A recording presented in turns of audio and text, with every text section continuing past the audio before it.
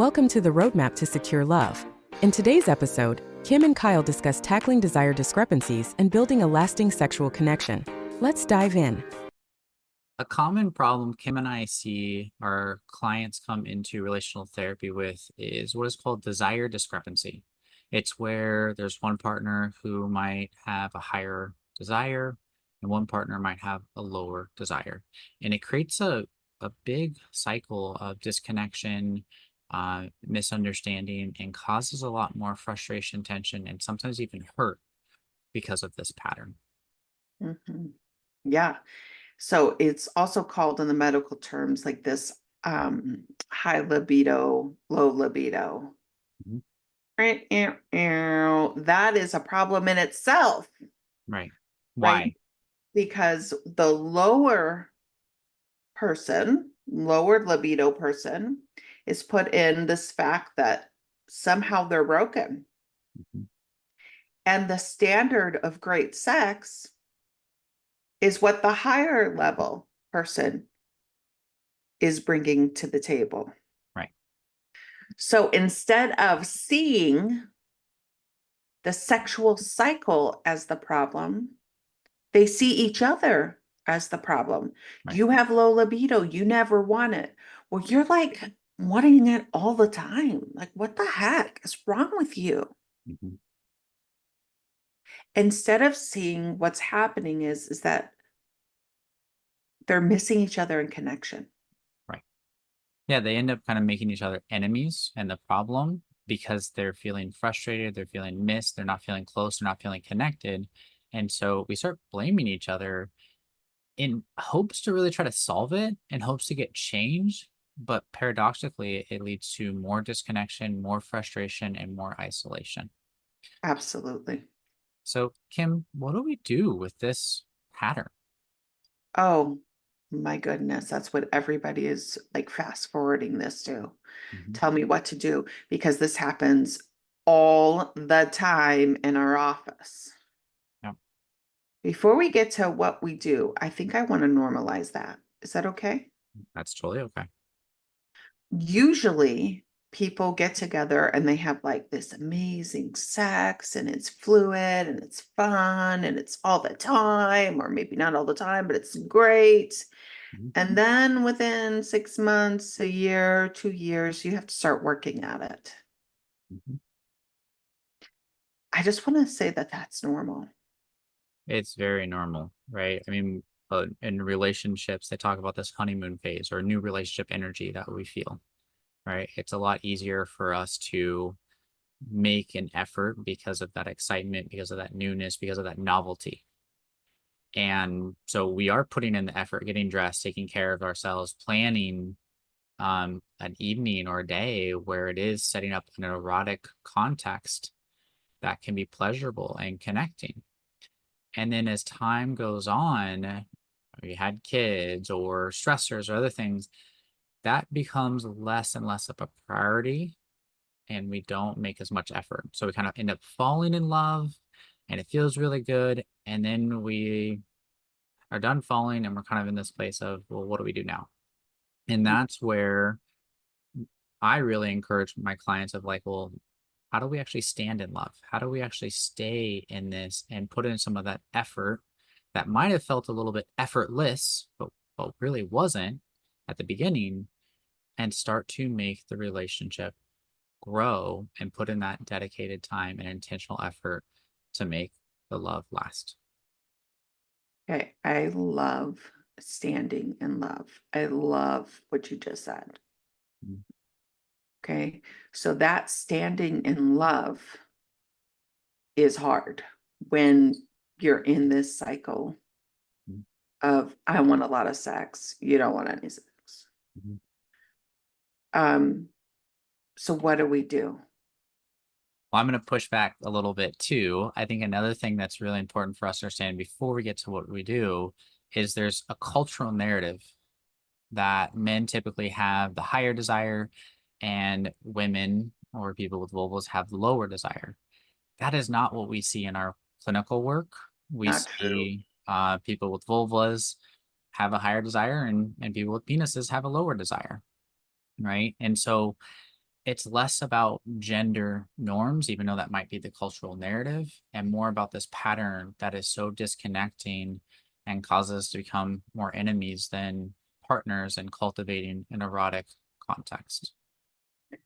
Which tells us again, we're not broken.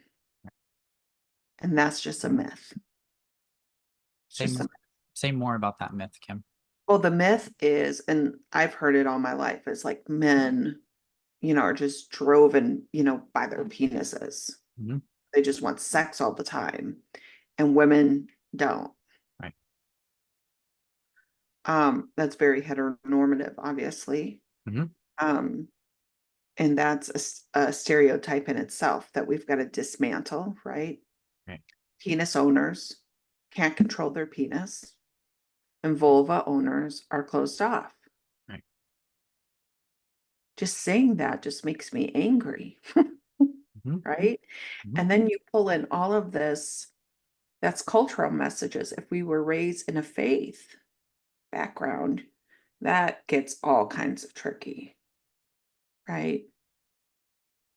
And so all of this begins to tell us what it should look like in the bedroom.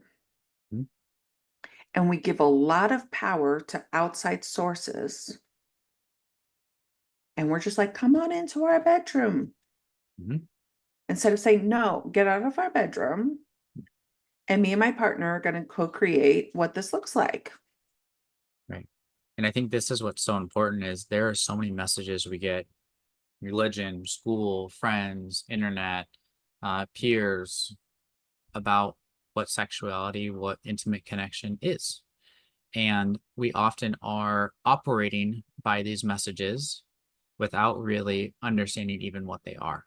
Right. And so they're informing our expectations. And Emily Nagoski, in her book, Come As You Are, talks about kind of this garden where we've had plants planted for us that tell us how to be in our bodies, how to be in an intimate relationship. And we didn't choose to put them there, but they were put there for us. And that takes away our autonomy and our freedom to choose what messages we wanted to carry in our bodies and what messages about intimacy and sex we want in our bedroom. Yeah. And so we need to kick the people out that have told us certain things that we don't want to keep anymore out of our bedroom. Mhm. If we've got to kick out religion we want to keep faith with God if that's important to you. Mhm. But things that are toxic that's showing up in your bedroom, let's kick that out. Let's kick out the social norms that it's telling us. Mhm. Let's kick out the pressure that movies tell us. Let's kick that out of our room. And then let's look at our partners and say, we're normal. Mhm. Both of us have needs. How do we get them fulfilled? Right. So that we're happy together sexually. Right. That's what we do in sex therapy, Kyle, all the time. It is. And I think this is what's so important is we help each partner get clear on what's been driving them and what's going on. And so as we do this work, we help the relationship start to name that disconnection, right? Instead of seeing each other as the problem, well, you have the low desire, low libido, you have the high desire. Well, you want it too much. No, you want it too little. And we get into a really nasty cycle that pulls us farther apart. Kim and I slow that down. We start to explore kind of what's going on for each partner, what the context was in which they learned about their sexuality, and the messages that they have. And we help them to understand a little bit more about what's driving them to push or withdraw in the way they are in this pattern. Hey, can we slow that down? Because that was really, really good. Yeah. Okay. You've got step one, Mhm. look inward and really explore the messages that you were taught and told around sex that makes you who you are today. Mhm. Step 2, say to yourself, is this what I want in my garden? Like the Emily Nagoski's verbiage. Is this functioning for me in this relationship? These thought processes, this way of being. If the answer is no, start to work on that. If the answer is yes, let's embrace it. But whether it's no or yes, we have to be able to talk to our partner and say, I was raised thinking this way. And sex has turned out not to be that way for us. I'm trying to learn a different way. It's hard. Or I'm grieving it. I'm grieving that it wasn't the way I thought it was going to be. And begin to really become vulnerable about those messages and that it's not happening the way that we think it should. What does that do to us? Can you give an example of a message that someone might grieve as they're doing this work, as they're looking inward? Yeah. Uh, a lot of times I hear we are now married and I should be having sex all the time. And it becomes obligatory instead of fun. And so then they withdraw sexually Hmm. and they say to themselves, I'm a terrible partner because sex should be awesome and it's what my partner deserves to be. And if I'm going to be a good partner, I need to be able to give it.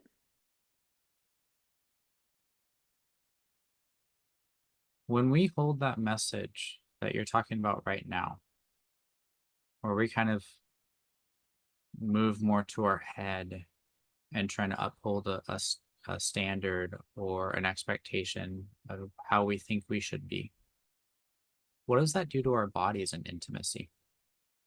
Totally shuts us down. Can you say more about that? Totally shuts us down. Eroticism, sex, pleasure is a body. We feel it in our body. And the moment we have these messages that we are not good enough or it should be happening this way or our partner doesn't want us or this or that, all of a sudden there's a disconnect from connection. So we've got to be able to talk about it Right. and then comfort each other in it. What's so important is these messages that kind of bring us to our head, disconnect us from our bodies. Our partners can often feel that, and then that often can create them to go, well, why are they not as connected to me? What's going on? Does that mean something about me? And that's where this cycle really unfolds. And at the heart of it, it really gets to these attachment fears. Am I not wanted or desired? Am I not enough? And that is really why we're doing these things, these behaviors to try to get a change, whether that's blaming our partner for not wanting sex enough, uh, or kind of going to our head to try to have chore intimacy just to not have conflict. Those are strategies that prevent us from really co-creating an intimate, passionate, pleasurable relationship.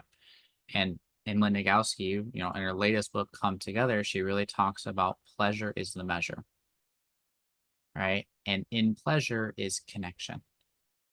And I think that is what's so important is when we don't talk about these things, when we just kind of move to our head and just push ourselves to be intimate, or we kind of, try to get our partner to be more intimate versus talking about what it touches in us and what it feels like, we get farther from each other. We get more and more disconnected rather than closer and partnered in how to create an erotic, passionate relationship.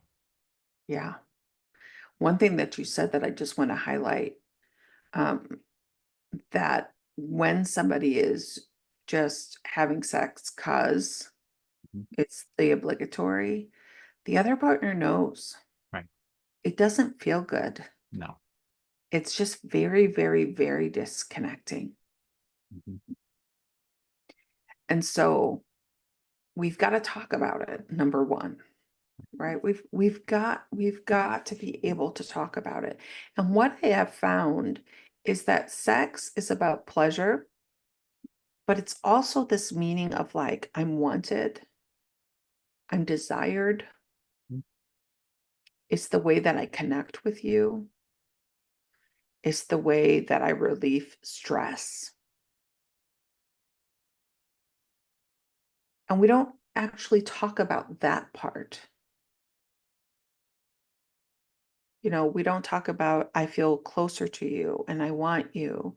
And when my partner wants me, it makes me feel desired and good. Instead, we stick with the act. Mhm. And in that, we get stuck. We get stuck. We do, because there's not talking about what's going on for each of us. We're not connecting and sharing that, which a lot of couples and romantic partners struggle with talking about intimacy. Again, because of these scripts, again, because of these messages we grew up with. Oh, it's taboo to talk about that. Or, if you even are even thinking about that, that's a sin. Or, you should just know what you're doing. As soon as you get married, you should just know how to do this and it should instantly feel good. And yet, I have no idea what I'm doing. No one taught me. No one talked about this. It's very uncomfortable. I'm very anxious, but I shouldn't be feeling that way. So I better go to my head and try to figure out what I'm supposed to do. I'm not going to Right. talk to my partner. Right. And I think there's some statistic. I want to say this is 8 Dates by John and Julie Gottman. Is like 86% of partners don't talk about sex and intimacy. They don't have the words. They don't have that practice of being able to openly talk about not necessarily the acts, but the feelings that are arising in their bodies when it comes to intimacy before, during, and even after. Yeah. And that makes me also think about one of the things that Kyle, you and I do a lot when we're working with partners around sex is expanding the definition of sex. Mhm. If it's just about orgasm, and let me tell you, orgasm's great. We want everybody to have orgasms and enjoy that. Mhm. But if it's just about that, then we're missing so much. Expanding the definition of sex, starting in the morning, flirting with our partners, living a life of erotic pleasure Mhm. where we're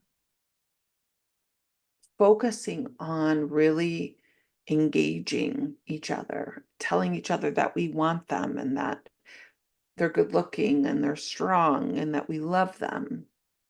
So I'm going to slow you down a little bit here because what you're starting to talk about is after we've had some of these conversations, after we start to know the vulnerabilities of our partner, after we've been able to talk about what's going on for us, now we get to go to this place of what are we going to co-create? Yeah. And that's what you're talking about. You're talking about this idea of simmering, which you've been known for, about kind of even in the beginning of the morning, building kind of that connection, telling your partner you want them, sharing what you love about them, building up kind of that connection and that intimacy. Yeah. Simmering's my favorite tool. Can you Love it. can you just describe it right now? Yeah. It's about, I mean, I use a crock pot example in the past of like putting the crock pot on at 7 in the morning and then by 6 o'clock at night it's smelling good, right? And then everybody's like, I want my stew or Mhm. whatever was in the crock pot. It is about intentionally flirting, intentionally speaking love, speaking passion to your partner throughout the day, not expecting anything in return, Right. just allowing them to feel loved and supported. Mhm. I remember one day, Kyle, oh gosh, I was working so late in Seattle. It was like 10 o'clock at night. I had my computer, I had my purse, I don't know, whatever. I was just exhausted. I'm walking out, get in my car, throw all my stuff in the car, and I sit down and I take a deep breath and I go, "Oh, somebody's broken into my car," because there's something written on the door, on the wheel of my car. And I turn on the light, and there was a message from my husband that said, "You are the most beautiful woman I've ever seen. Can't wait till you come home to me." And so my husband didn't work too far from my office. And so what he did was he drove by and he was going home and he saw my car parked there. And then he left me a message. Mm. Those kinds of things that just like helped all of the stress of the day, all of the things that I was carrying figuratively, and not figuratively, just like fell away. Because I knew I was coming home to somebody who adored me, Hmm. Made you right? feel safe, made you feel loved, made you feel cared for. Mhm. That's a simmer. It's beautiful. And if we can make that a daily thing, our cycles will last a lot shorter. Mhm. We'll have a lot more fun together, Mhm. and we'll be able to co-create the best sex of our lives. That's just not about penetration and orgasm. Right, which is where I stopped you. Can you go more into expanding the definition of sex? Yeah, well, Kyle, you talked about this before as like this playground. Mhm. And if you only just have like the swings on the playground, it's very limiting. But there's so much that we can do outside the bedroom and inside the bedroom Mhm. that helps us to erotically play, flirting, Mhm. texting each other, um, writing notes, buying flowers, picking up a flower on the side of the road and giving it to your partner. I don't know, writing a poem, singing them a song, dancing in the kitchen with them as they're cooking. I don't know. Mhm. Anything, anything works. But it is a very intentional connecting part, right? It's like, so when you come home from work in the day, starting that off where you're like, okay, I'm going to drop everything and I'm going to connect with my partner and hug for 7 seconds and kiss and talk about the day. And as the kids run up, we're just going to ignore them for 7 seconds. They'll be okay. The dog, the kitty cat, the whatever, the phone ringing, whatever. No, it's just going to wait. Mhm. And for those 7 seconds, I'm going to look at my partner and just be with them. Mhm. Things like that builds this intimacy, this sexual energy Mhm. that just doesn't fizzle out. Right, and that ongoing effort, that ongoing intentionality, that ongoing focus really helps grow that. And that creates that erotic playground or context for great intimacy. And I want to go back to something as we expand this definition of intimacy, we also need to take into account what's going on in our lives. I think one of the things that I see a lot when we have a very narrow definition of intimacy and not a full lot of understanding of how arousal or desire works is it's very easy if even if we planned intimacy and our partner comes to us and says, "Hey, I'm not really um open tonight," or "I don't really feel like it'd be a good night for us to be intimate," we take that personally and we go, "Oh, they don't want me. I clearly am not desired. If they desired me, then they would push through all that. They would do so much more because I'm so sexy to them, but clearly it must not be."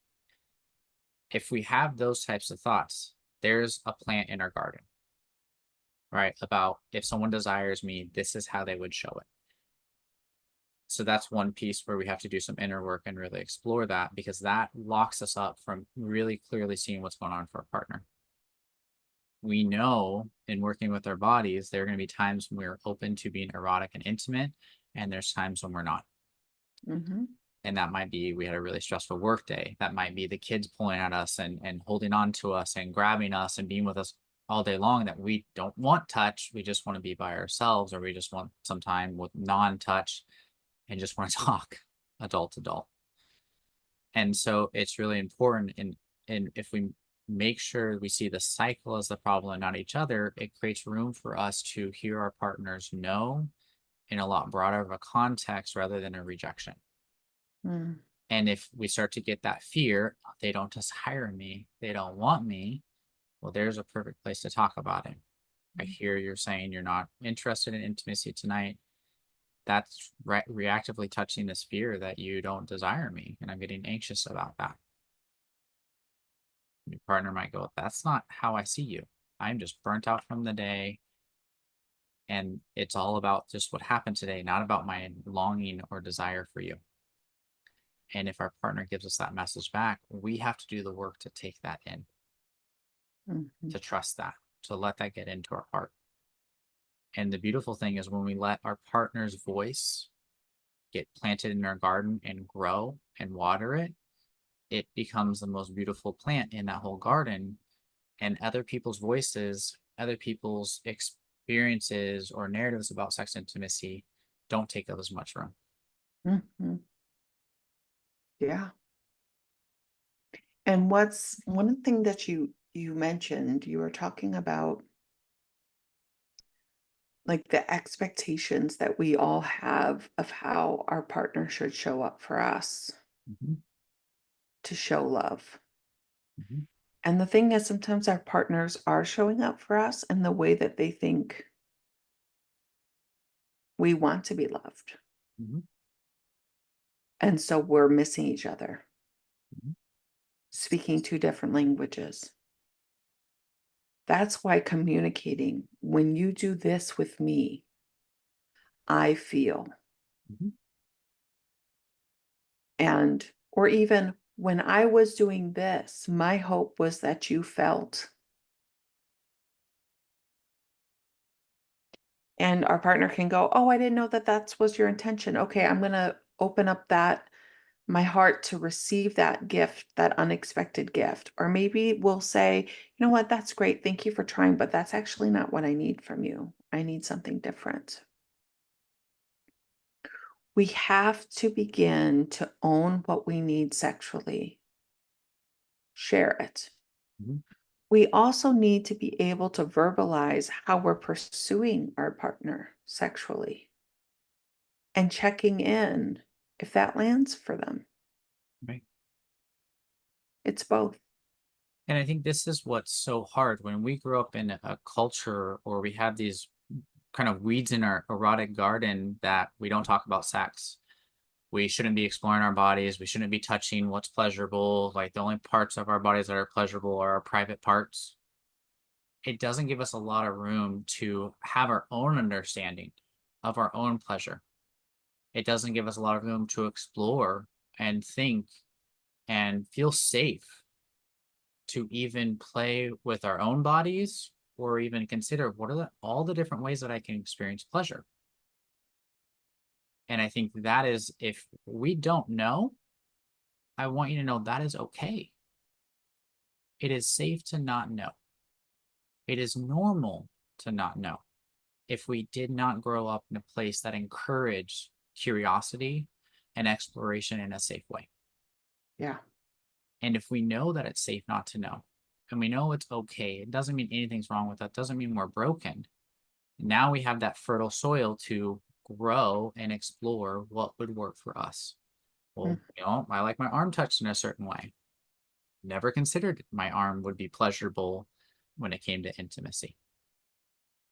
Right. And so there's all these different ways that when we can feel safe and secure, that opens up doors for us to explore and become curious and learn and grow about our bodies as well as our partner's bodies. And we can do that exploration together. We can do it a little bit separate and talk about it. There's a multitude of ways in which we can do that. But it is first by learning and talking about what's going on for us and starting to create that safety in the relationship so that we can then start to feel empowered to explore our sexuality, explore our pleasure, and start to be able to talk about that and explore that with each other. Love it. And as I'm listening to us talk, I'm thinking, oh my gosh, there's so much here. There's so much here. There's so much here. So if you're listening and you're thinking, oh, I just feel even more overwhelmed, Kyle and I gotcha. Mhm. We'll help you and we'll keep talking about this and we'll keep breaking it down and we'll keep challenging society and hopefully keep empowering you to co-create the sexual life. And then also therapy is great. Sex therapy is great. So don't feel embarrassed or ashamed that you need extra help. It's there. That's what we're trained to do. And Kyle and I got you for a little bit. Yeah, we'll give you the stepping stones that you need to get somewhere. And if you're still feeling stuck, there are therapists, sex therapists that can help you walk through it. Right. We are both ASECT certified sex therapists, and ASECT has a long list of people that can support you in exploring your intimacy. We also love Emily Nagoski. There's many other books that we really love. We can put them in the show notes that we have found really helpful for our clients to look at to feel normal. Yeah. To feel safe. Mhm. To understand that sex is just difficult to figure out. It's not like the movies. It's not like what we were told. It's difficult to figure out. Mhm. And with life changes that go on through the lifespan, as we get older, if we get sick, if we have kids, if people pass away, if they don't, all of that affects our sex life. Navigating it is possible Mhm. and it's difficult and it's worth it. All of it. It is. And I think this is what's so powerful is if we're willing to put in that effort, we're willing to explore, we're willing to talk, we're willing to open up to each other emotionally, that safety then creates that playground for us to explore.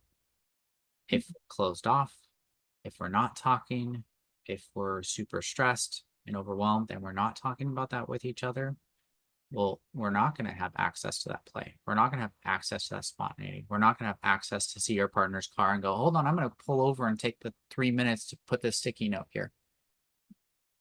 Because we are going to be closed off.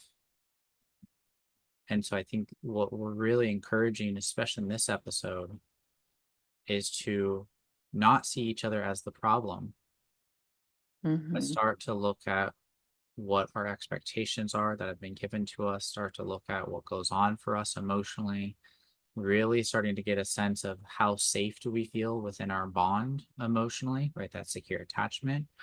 And how do we collaborate together to co-create an erotic, passionate, and playful relationship that doesn't just happen when our bodies are together, but happens throughout the day, happens throughout the week, happens throughout the month and the year. Yeah. So we got to talk. We got to connect with curiosity and openness. And then it will open up the door for us to explore. Not bad. Thanks for tuning in to the Roadmap to Secure Love. Today's key takeaways are: address desire discrepancies, normalize differences, challenge cultural norms, co-create your definition of sex, and communicate openly. Remember, maintaining a healthy sexual connection requires ongoing effort and intentionality. Stay connected and keep listening with love.